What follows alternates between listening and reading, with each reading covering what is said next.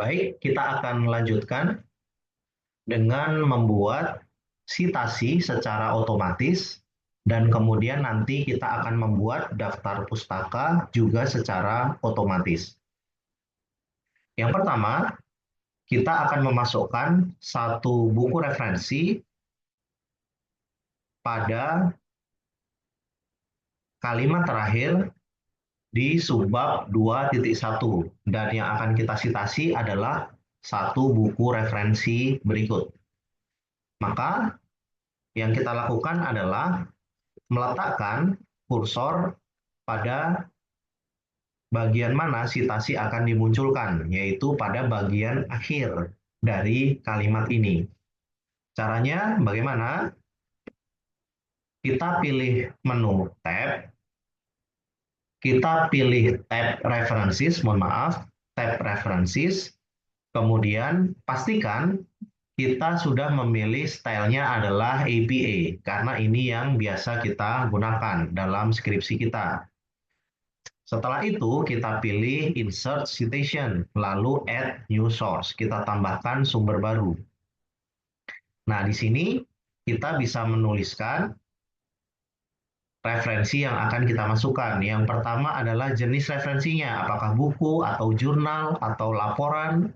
Kita di sini pilih buku, lalu kemudian autornya kita ketik, karena namanya adalah Frank Ellis, maka kita balik penulisannya menjadi Ellis, Frank. Cara penulisannya seperti ini. Ya, misalnya namanya adalah James D. Kramer, maka kita tulis Kramer, James D. Begitu. Selanjutnya pada judul kita tuliskan nama atau judul bukunya Peasant Economics. Titik 2, Farm Household and Agrarian Development. Setelah itu tahunnya kita masukkan 2013, kotanya adalah Cambridge, lalu publishernya adalah Routledge.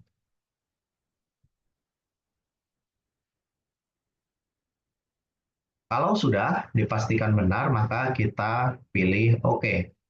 Maka secara otomatis akan keluar citasinya di sini. Selanjutnya, kita akan memasukkan satu citasi lagi yang berasal dari artikel jurnal. Letaknya ada pada kalimat terakhir yang ada pada subbab 2.4. Maka kita taruh kembali kursor di akhir kalimat sebelum titik, lalu kemudian sama ya, kita pilih tab yang references, lalu insert citation, lalu add new source. Karena ini adalah jurnal, maka kita klik yang jurnal artikel, lalu kemudian kita ketik nama autornya. Di sini ada dua autor, yang pertama adalah Indra Kusuma, maka kita tulis Kusuma, Indra, lalu penulis kedua kita pisahkan dengan tanda titik koma. Lalu kemudian namanya Ali Zainal kita tulis menjadi Zainal, Ali.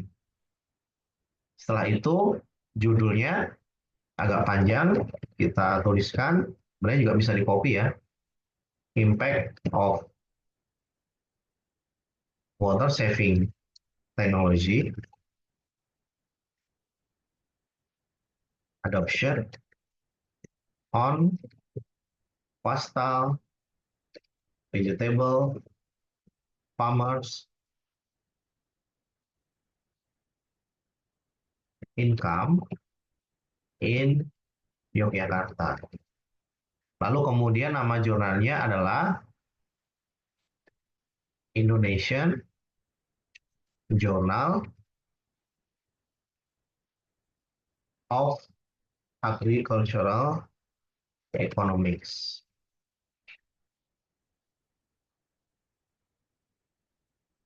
Edisi 12 atau volume 12 nomor 2.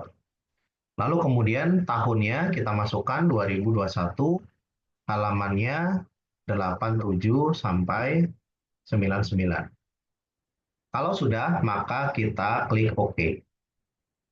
Maka akan muncul Kusuma dan Zainal, 2021. Nah, kalau sudah, maka kita akan mengeluarkan atau menginsert daftar pustakanya secara otomatis. Caranya adalah dengan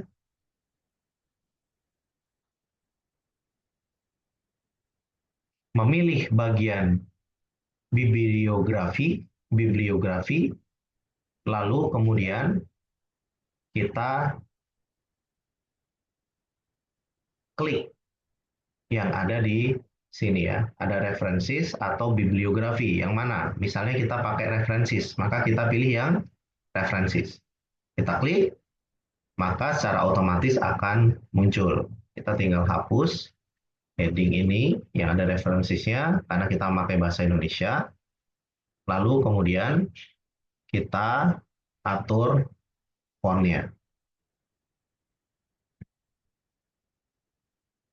Nah, seperti ini. Jadi secara otomatis dia akan langsung keluar tanpa perlu kita menuliskannya di sini secara manual. Itu yang kedua. Lalu yang terakhir, teman-teman, kita akan membuat atau menuliskan rumus atau persamaan matematika dengan memanfaatkan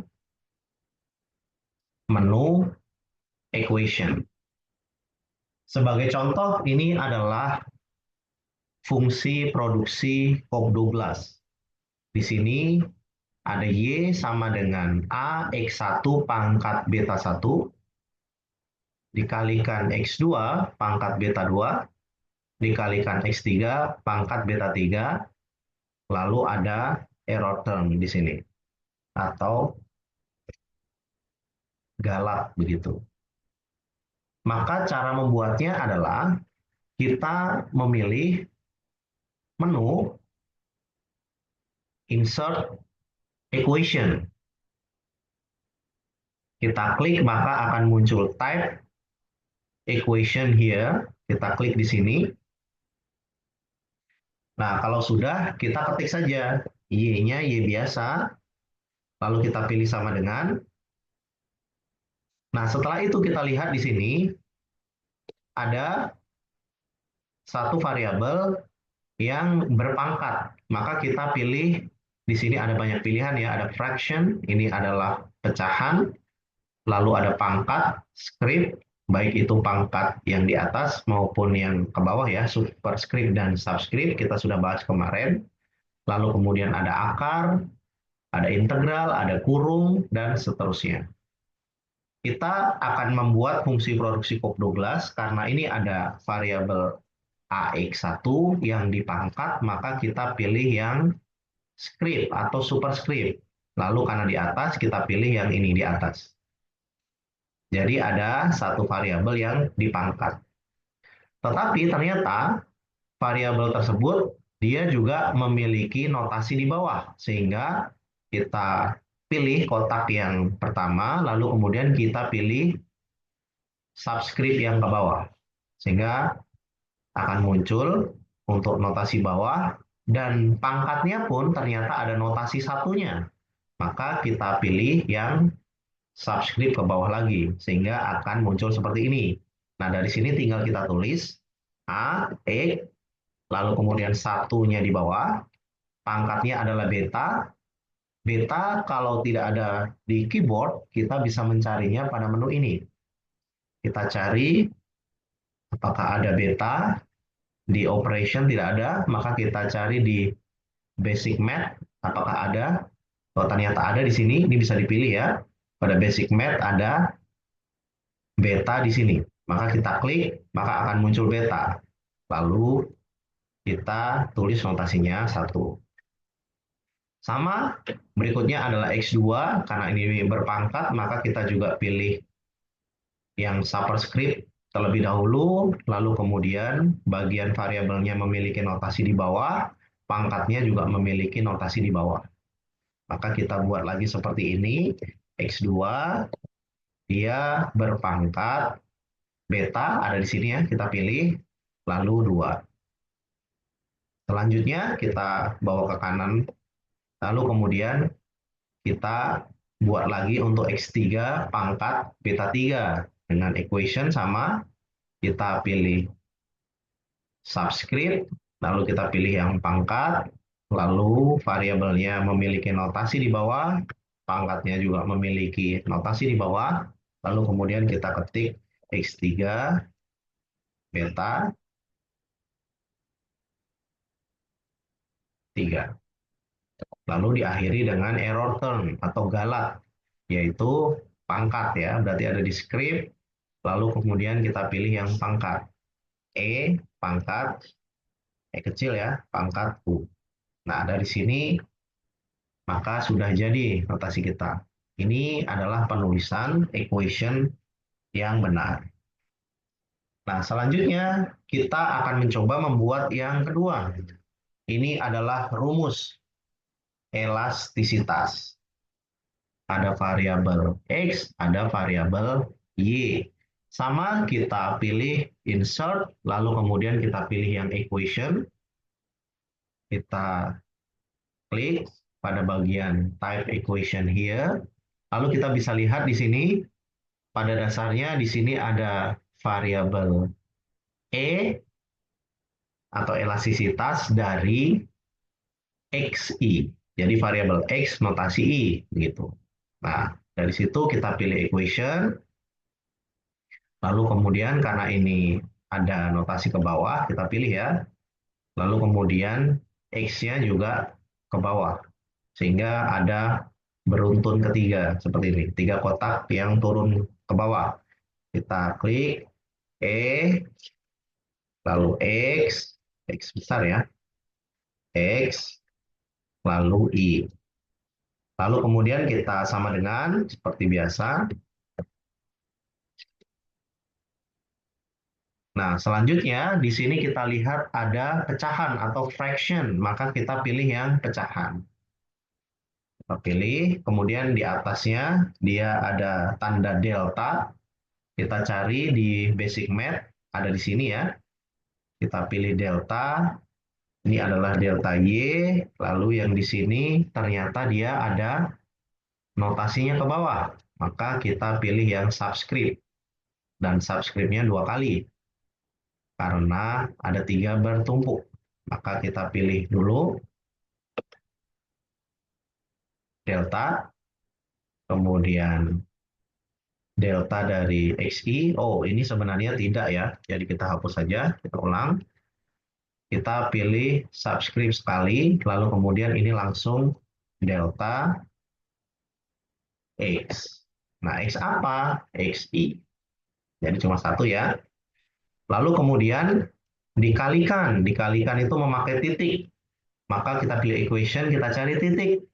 Dia ada di sini, di basic math. Kita klik, lalu kemudian kita membuat lagi fraction yang berikutnya. Kita pilih, kemudian di atasnya ada notasi di bawah. Ini merupakan X1, oh maaf, XI dan Y. Nah, dari sini maka sudah selesai dari penulisan rumus equation kita. Rumus equation ini juga sama ya, bisa diatur italic atau miring, atau kita buat lurus. Kita bold juga bisa. Jadi ini bisa diatur. Itu teman-teman yang bisa saya sampaikan. Semoga bisa dipahami. Nanti silahkan dilanjutkan dengan mengerjakan lembar kerja praktikum. Jika masih ada yang belum jelas, bisa ditanyakan kepada koas hari ini. Terima kasih. Assalamualaikum warahmatullahi wabarakatuh.